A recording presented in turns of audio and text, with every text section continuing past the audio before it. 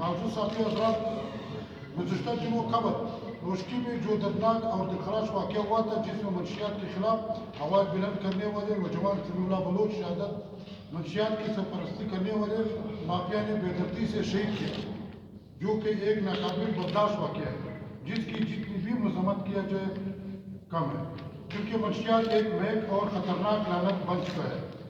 جن کے خلاف جانچ کرنا ہم سب کی مشترکہ ذمہ داری ہے۔ لیکن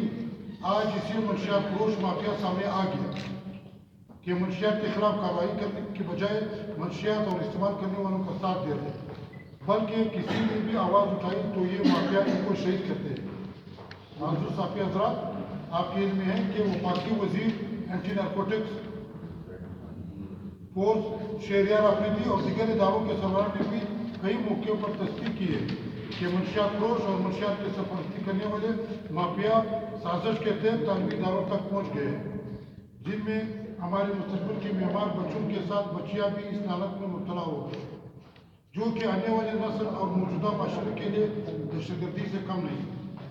اگر ہم نے اس لعنت کے خلاف آواز بلند نہیں کیا تو آج کسی اور کے گھر میں بھی لعنت پہنچ گیا ہے،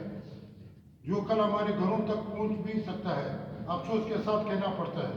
کہ اس وقت ہمارے ہاں بہت سے ادارے ہیں جو منشیات کے خلاف کام کرتے ہیں، وہ خاموش ہے، بلکہ بین الاقوامی سطح پر UNODC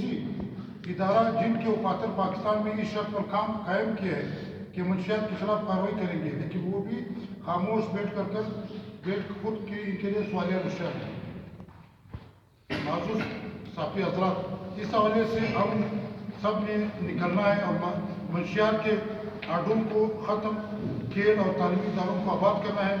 ورنہ ہم سب کا نقصان ہے۔ اس سلسلے میں ہم مطالبہ کرتے ہیں کہ منشیات کے خلاف آواز بلند کرنے والا سمیع اللہ بلوچ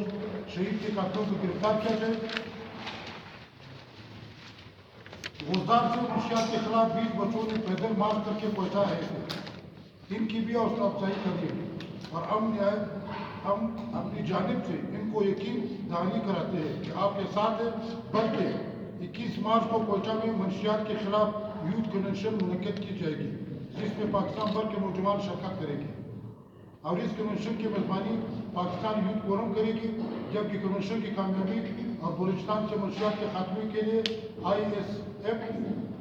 بھرپور کردار ادا کرے گی۔ بہت مہربانی آپ لوگوں کی، تو آپ لوگوں کی اگر یہ مہربانی ہے کہ آپ لوگ اس حوالے سے ہم لوگوں کو ساتھ دیں، کیونکہ بلوچستان جو ہے آپ کو پتہ ہے کہ ہماری بلکہ UNODC کی رپورٹ ہے، اس وقت اینٹی نارکوٹکس کو گورنمنٹ اربوں روپے دے رہے، وہ بھی خاموش ہے، اس بارے میں کوئی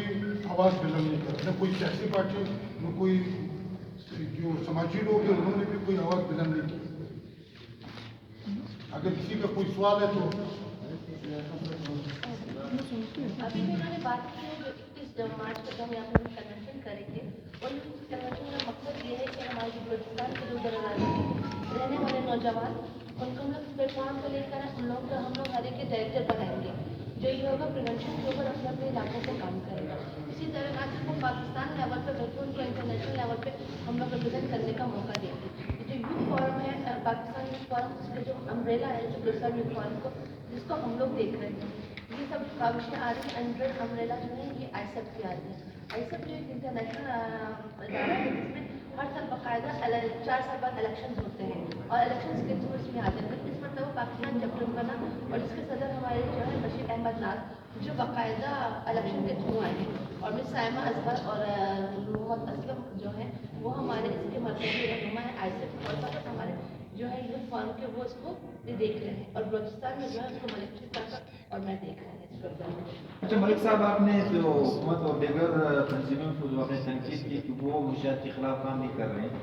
آپ کی تنظیم بھی اس منشیات پہ کام کر رہے ہیں، آپ لوگوں نے کہاں تک کام کیا؟ ہم لوگوں نے 2006 سے لے کر 2014 تک ہم نے پشین میں، کھانا عبداللہ میں، گجرات میں باقاعدہ جو لوگ ڈرگ ایڈکٹ سے ہم نے اس کے لیے اسپتال قائم کیے، ہم نے تقریباً 10 سال اس کے لیے خدمت کیا، لیکن آج کل ہم لوگ پریونشن پہ کام کر رہے ہیں کیونکہ ہمارے پاس اتنا فنڈنگ نہیں ہے